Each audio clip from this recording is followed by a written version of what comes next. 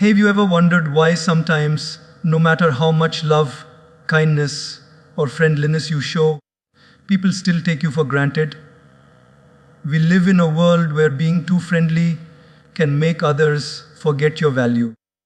Life is not about pleasing everyone, it's about living with dignity, balance, and connection to God's higher purpose for us. Friends, God has given each one of us a unique purpose, a unique strength, and a unique identity.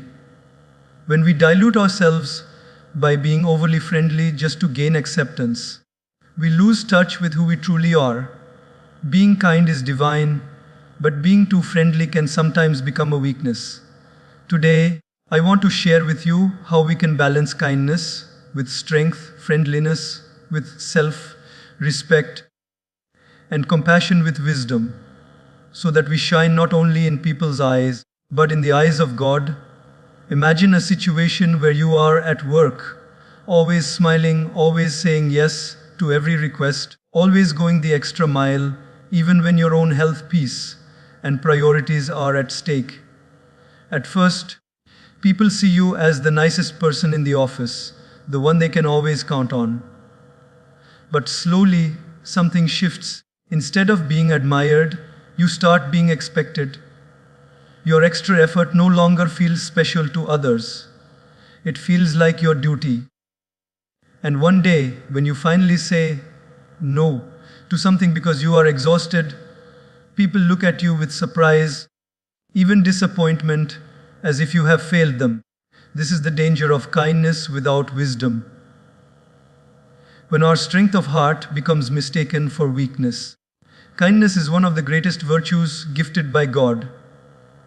A kind heart can heal wounds, bring people together, and make the world softer in a time where hardness dominates. But kindness was never meant to be submission. When we think of kindness as constantly bending, constantly agreeing, and constantly giving, we strip it of its true power. Real kindness is an act of strength. It comes from a place of courage where you choose love over hate, patience over anger, compassion over indifference. But courage and kindness together must stand on the firm ground of self-respect. Without that foundation, your kindness becomes like a door that anyone can walk through, even those who bring harm. Think of a mother raising her child. She loves the child unconditionally, yet she also disciplines him when necessary. If the child refuses to study, and the mother simply allows it in the name of love, she isn't truly being kind. Real kindness sometimes means saying no to protect the greater good. A parent disciplines not out of cruelty, but out of wisdom. In the same way, when we interact with the world, our friendliness must not remove our ability to say no. When we refuse to set limits, our kindness stops being a gift. It becomes a tool for others to use. Every single one of us has faced moments when we were too kind, too friendly, and people took advantage of it. Maybe it was a friend who always asked for favors, but never showed up when you needed them. Maybe it was a colleague who passed their work on to you because you were nice enough not to complain. Maybe it was even a relative who borrowed money without the slightest intention of returning it, knowing your kind heart wouldn't demand it back. Each of these moments teaches us something important. Kindness without wisdom becomes exploitation. God did not create us to live as doormats. We were created with dignity, with the ability to love, but also the ability to protect ourselves. True kindness is never about losing yourself to please others. It's about standing tall with a generous heart where your help and warmth come from strength, not from fear of rejection. Many times, people continue to be overly friendly because they are scared of being disliked. They think that saying no will make them lose relationships, will make others see them as unkind. But here is the truth. When your kindness is genuine and backed with strength, The right people will respect it. The wrong people may leave, but that is not a loss. It is God's way of removing those who were only taking advantage of your light. Imagine the sunlight. It gives warmth to the world, it nurtures life, it illuminates the path of travelers. Yet, at the same time, the sun does not reduce itself just because some find it too bright. It doesn't dim itself to make others comfortable. It shines with strength consistently, and that very power is what gives it respect. In the same way, your kindness should be like sunlight, warm, life-giving, and consistent, but never diminish just to please those who want to misuse it. Kindness is strength when it comes from a place of self-awareness. It is when you know your limits, when you give without expecting, but also without being drained. It is when you smile not because you fear rejection, but because your heart is strong enough to forgive, to uplift, to encourage. True kindness is when you can walk away from situations where your love is not valued, yet you hold no bitterness. It is when you can be firm but still compassionate, when you can say no but still radiate peace. Every act of kindness you do should bring you closer to God, not take you further away from yourself. God does not ask us to break ourselves in the name of being nice. He asks us to live with wisdom, balance, and dignity. If you are always exhausted, always drained, always giving without receiving, then you are not practicing kindness. You are practicing self-neglect. And that is not what the divine ever intended.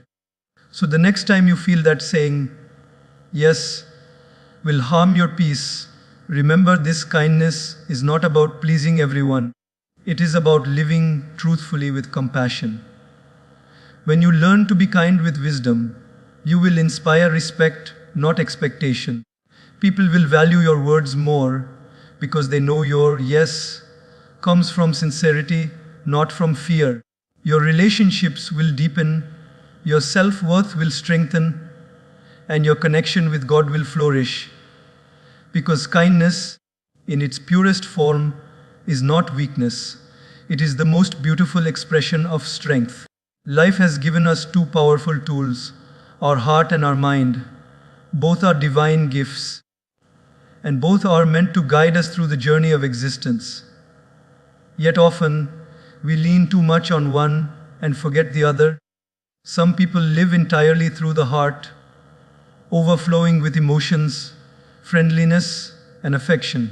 Their intentions are pure, but without the guidance of wisdom, they can be misled, manipulated, or even drained by others. On the other hand, some people live only through the mind, sharp, logical, and calculating, but their lack of warmth makes them cold, distant, and sometimes feared rather than loved. Balance between the heart and the mind is the secret that God wants us to discover, because when the two work together, life becomes harmonious, and we live with both compassion and clarity. Think about this in everyday life. Imagine a friend who always lends money because his heart cannot refuse anyone. His kindness is genuine, but without wisdom, he ends up with empty pockets and broken trust when people fail to return what they borrowed. Now imagine another person who never lends, who calculates every coin and never offers help even when someone genuinely needs it. His wisdom might protect his wallet, but his coldness distances him from people who could have been lifelong companions. Neither extreme leads to peace. The heart without the mind is fragile, and the mind without the heart is hard. But when the heart and mind work in balance, a person can help others while still protecting themselves, can love while staying wise, can be friendly without being exploited. Every relationship you hold, whether with family, friends, or colleagues, requires this balance. A parent, for example, loves their child deeply. If the parent uses only their heart, they may spoil the child, giving in to every demand. The child grows without discipline and faces the harshness of the world unprepared. If the parent uses only the mind, the child may grow up disciplined but deprived of love, feeling unloved and misunderstood. But when the parent balances heart and mind, they can say, I love you, but I cannot allow this behavior because it will harm you in the future. That is when love becomes complete, kind yet wise, compassionate yet strong. Think also about your workplace.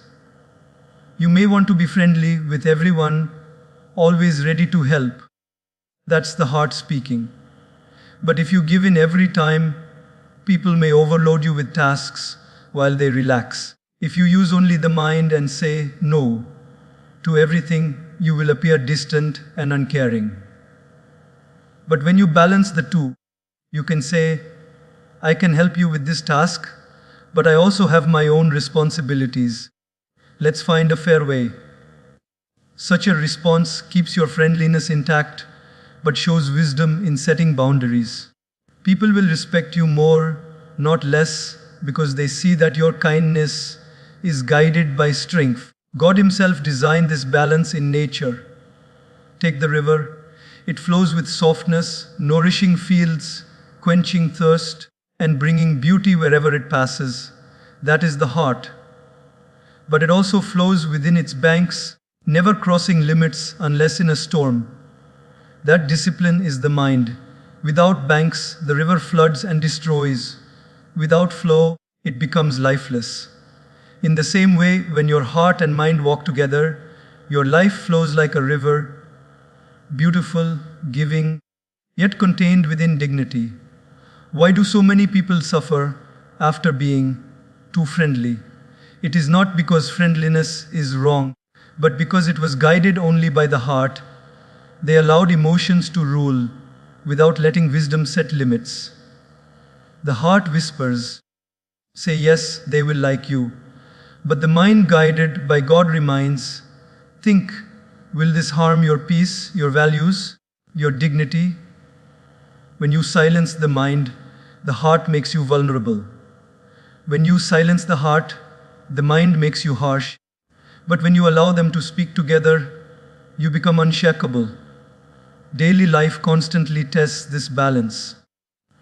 When a colleague asks you to cover their work, when a friend needs your time, though you are exhausted, when a relative demands your energy without caring about your struggles, these are moments to pause. Listen to your heart, which says, be kind. Then listen to your mind, which says, protect your peace. The wisdom lies in responding with both. You can say, I care about you, but I cannot do this now because it will harm my balance. That is friendliness with self-respect. Remember this, God never asked us to choose between heart and mind. He gave us both so we could live with harmony. The heart connects us to people, the mind protects us from harm, and together they keep us aligned with the divine purpose. When you are only heart, people may love you but not respect you.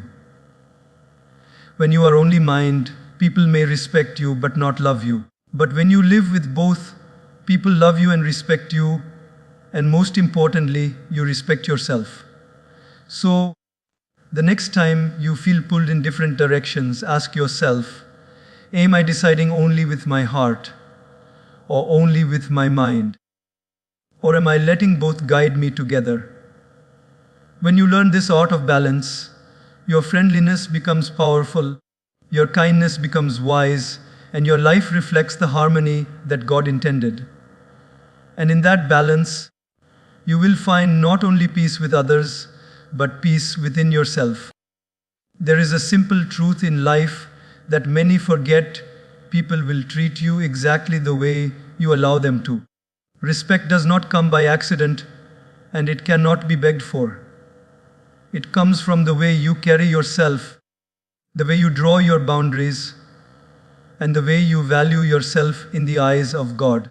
When you are overly friendly, always saying yes, always lowering yourself just to keep others happy, people begin to forget your worth.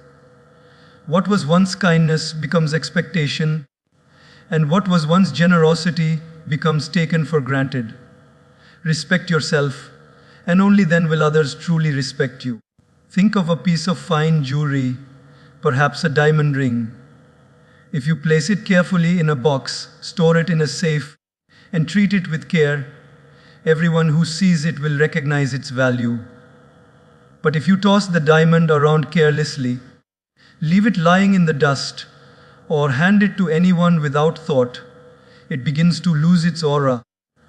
People no longer see it as precious, they will treat it as something ordinary. The diamond never lost its value. It was the way it was presented and handled that made others see it differently. In the same way, when you respect yourself, you shine as a diamond. But when you constantly bend and please others in the name of being friendly, you give people the impression that you are ordinary, even when in truth you are rare and extraordinary. Daily life is full of such examples. Imagine a student in class. If the student speaks respectfully, completes assignments sincerely, and maintains dignity, teachers naturally respect them. But if the student is overly eager to please, always agreeing with everything, even when it's wrong, the teachers may see them as insincere or lacking courage. Similarly, at work, when an employee respects their time, their responsibilities, and their boundaries, colleagues value them. But the one who is always available, always bending to every extra task, is often the one people take advantage of the most. Respecting yourself doesn't mean arrogance. It doesn't mean walking with pride or looking down on others. It simply means carrying yourself in a way that reflects your God-given dignity. It means saying, I matter too. My time matters. My energy matters. My peace matters. When you believe this deeply, people begin to sense it. They know that your kindness comes from strength, not weakness. And that strength makes your friendliness more powerful because people will value it, not exploit it. Consider friendships. Many times, people stay in friendships where they give far more than they receive. They are always the ones making calls, sending messages, offering help, planning meetings. At first, it feels like love, but after a while, when the effort is one-sided, it leads to exhaustion. The truth is, if you don't respect yourself enough to step back and see whether the friendship is balanced, you will continue to be drained. A true friend respects you when you respect yourself, when you stop chasing, when you allow space, when you show that your time and energy are precious. Real friends will rise to the occasion and meet you halfway. Fake friends will fade away, and though it may hurt at first, remember that God is only removing what doesn't serve your higher dignity. Even in family life, self-respect plays a powerful role. If you constantly give in to every demand without standing for your needs, your voice will slowly vanish in the household. You may think you are keeping peace by being overly friendly, but in reality, you are creating imbalance. True peace comes when every member respects the other. And that begins when you respect yourself enough to say, this is what I can give, and this is where I need rest. Families grow stronger when each person honors their own dignity as well as the dignity of others. Think of how God has designed nature. The sun shines with light, but it never begs the earth to appreciate it. The tree offers fruit, but it never lowers itself to force people to respect its worth. Respect is natural when something carries itself with consistency, dignity, and strength. You never see the ocean pleading for recognition. It is vast and powerful, and people naturally admire it. In the same way, you don't have to demand respect from others. You only need to embody it within yourself. When your actions show that you value your time, your energy, and your presence, people will automatically begin to value you. Many people fear that if they stop being too friendly, they will lose love. But the truth is, love without respect is not love. It is dependency or convenience. When you respect yourself, you will not have many people around you, but the ones who remain will be genuine. They will admire you not just for what you give, but for who you are. They will know that your yes comes with sincerity and your no comes with wisdom. And that balance makes your relationships deeper, stronger, and more meaningful. So remember this: respect yourself not in arrogance, but in alignment with the dignity that God has already given you. Speak with kindness, but also with firmness. Serve others, but never at the cost of your peace. Love fully, but never lose yourself in the process. When you carry yourself with respect, your friendliness becomes a blessing, not a burden. People will value your words, your presence, and your heart more deeply because they know it comes from a place of strength. And in that strength, you will find freedom, peace, and the true honor that only God can bestow. One of the most dangerous habits we fall into as human beings is trading our truth for the shallow approval of others. We often fear being disliked, judged, or left out, and in that fear, we sacrifice what we know deep inside to be right. We nod when we want to shake our heads, we agree when we want to disagree, and we say yes when our heart whispers no. This constant need for approval drains our spirit because deep down, we know we are living a life that is not aligned with who we are. Approval from people is temporary, fragile, and changing. But the approval of God, earned by standing firm in truth, is eternal, uplifting, and unshakable. Think of a child in school. Everyone in the classroom begins to laugh at someone who made a mistake. The child knows in his heart that mocking is wrong, but he feels torn. If he stays silent, his friends might see him as strange. If he speaks up, they may laugh at him too. So what does he do? Many times, the child chooses to laugh along, not because he believes it is right, but because he craves the approval of the group. This moment may seem small, but it shapes a habit. When we keep choosing acceptance over truth, we slowly silence our conscience. And each time we silence our conscience, we distance ourselves from God's higher calling. The workplace is another arena where this plays out daily. Imagine an employee who sees a colleague cutting corners, doing something unethical, or taking credit for someone else's work. Deep down, he knows it's wrong. But he asks himself, should I speak up? What if my boss thinks I'm creating problems? What if my colleagues isolate me? Out of fear, he stays silent, blending in with the crowd. He gains temporary approval, but inside, he loses respect for himself. Approval feels sweet in the moment, but it leaves bitterness in the soul when it costs you your truth. Social life is filled with the same struggle. People often present a version of themselves that is not real just to be liked.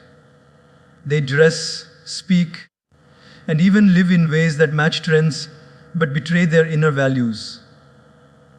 The heart feels heavy because authenticity is lost. Have you ever met someone who is not the loudest, not the most fashionable, not the most agreeable, yet everyone respects them? Why? Because they are true. They speak honestly. They don't bend themselves into shapes for the approval of others. Their life radiates strength because it is rooted in truth. Approval seeking may seem harmless, but it steals your peace. Every time you do something just to be accepted, you give away a piece of your freedom. You live under the control of others' opinions, and that is a prison without walls. Today they like you for agreeing, tomorrow they dislike you for the same reason. Human approval is unstable. It shifts like sand in the wind. But when you live for God's approval, you stand on solid rock. His truth doesn't change with time or trend. It gives you inner strength, and that strength makes your friendships, work, and life authentic. Daily life constantly tests this principle. Imagine a person who is always asked to do favors. He fears that if he says no, people will stop calling him. So he agrees again and again, even when it drains him. At first, he feels accepted, but slowly he begins to resent both the people and himself. On the other hand, think of someone who kindly but firmly sets boundaries. They may lose a few people who only wanted to use them, but the ones who remain are genuine.